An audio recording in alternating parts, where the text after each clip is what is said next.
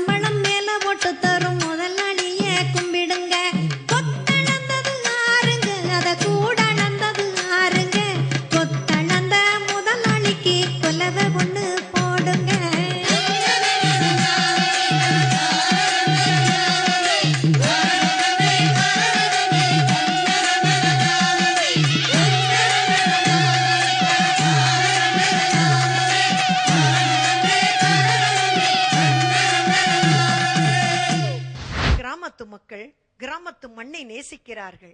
அந்த மண்ணை உயிருக்கும் மேலாக கருதுகிறார்கள். ஊரின் மந்தையை கூட மந்தை அம்மன் என்று பாராட்டுவார்கள்.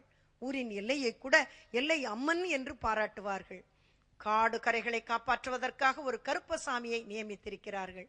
ஐயனார் எங்கெங்கே இருக்கிறார் என்று பாருங்களேன்.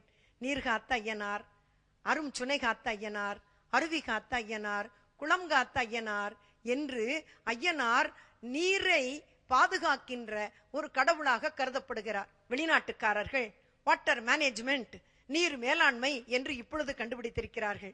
நம்முடைய முன்னோர்கள் 2000 வருஷத்திற்கு முன்னாலேயே நீர் மேலாண்மையை கண்டுபிடித்திருக்கிறார்கள். அதனால் தான் ஐயனாருக்கு இரத்த பலி இடமாட்டார்கள். ஏனென்றால் அவர் குடிநீரை காப்பாற்றுகின்ற தெய்வம்.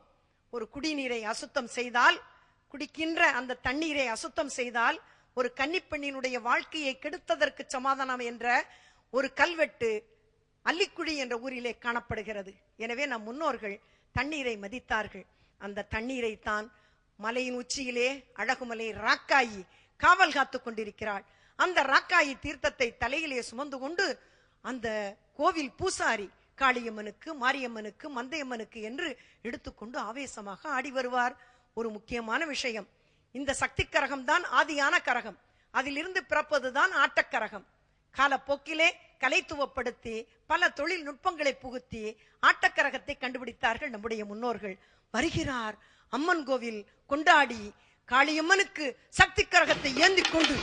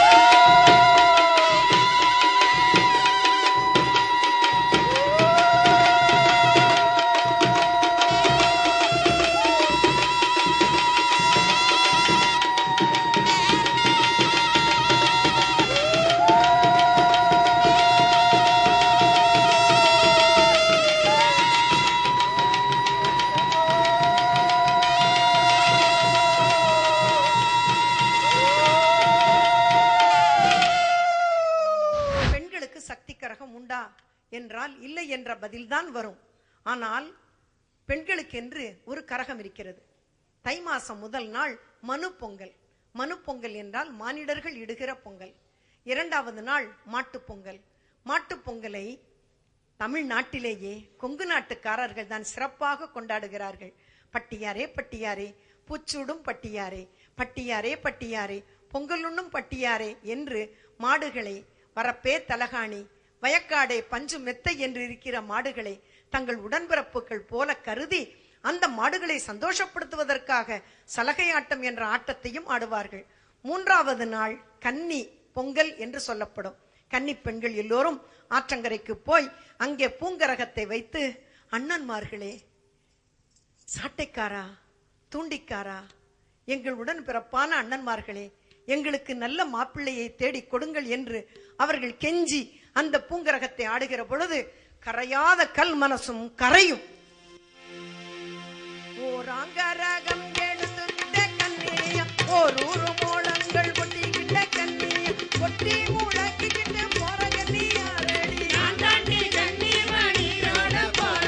படியோட போறியா, மனத்தோட போறியா, வாழாத பொண்ணுக்காக வாதாட போறியா, வாதாட போறியா, சுந்தாட போறியா, சீர்காழி அம்மனோட செண்டாட போறியா.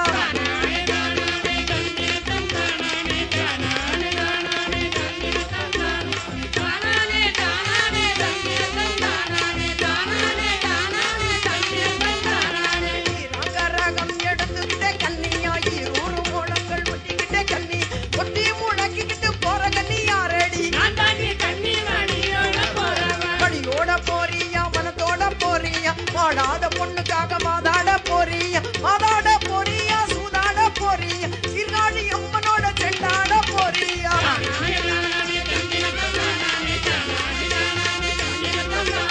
எண்டி எண்டி கண்ணி தேம்பி தேம்பி அழுவுறே, என்ன குறைச்சல்னு சொல்லேண்டி கண்ணி,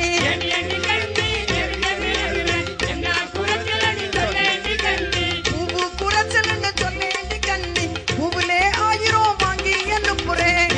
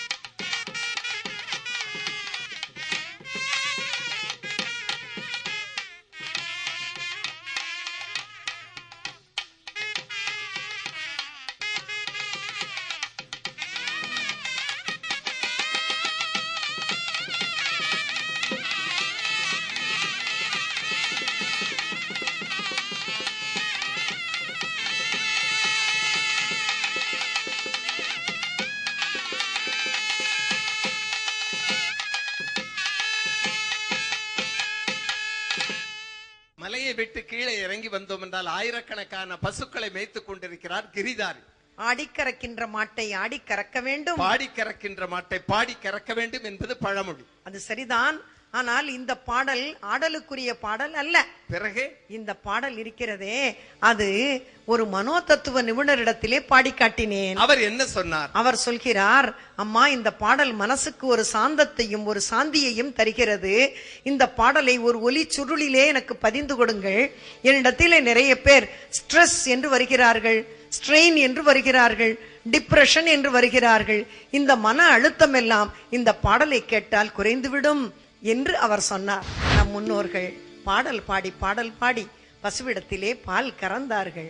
இதை காராம்பசு என்று சொல்லலாம், காமதேனு என்று சொல்லலாம். இதன் உடம்பிலே 30 முக்கோடி தேவர்கள் குடியிருக்கிறார். 30 முக்கோடி தேவர்கள் மட்டுமல்ல, வால் பகுதியிலே மகாலட்சுமி குடியிருக்கிறார். எனவே காலையில் எழுந்திருத்த உடனே தாய்மார்கள் வால் பகுதியிலே குங்குமம் சந்தனம் வைத்து கோமாதா என் குலமாதா என்று ஏன் வழிபடுகிறார்கள் என்று தெரியுமா? தன் கன்றுக்குட்டிக்குரிய பாலை கூட தியாகம் செய்து குழந்தைகளுக்கு தருகிறது என்பதனாலேதான். நாடு நல்லா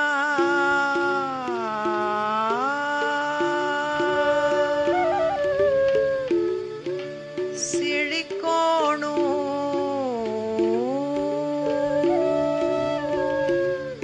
என் வெள்ளச்சியம்மா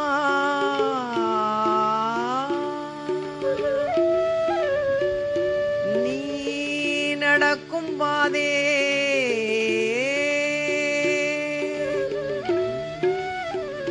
நல்ல மழை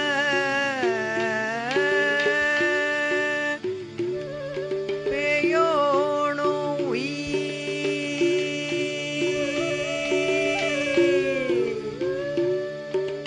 காடு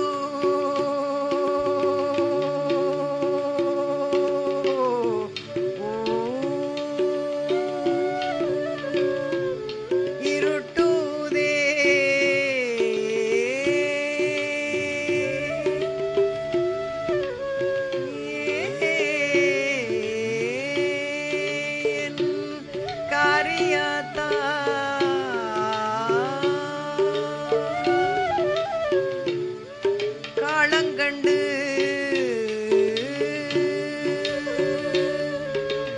ஓடுதில்ல உய்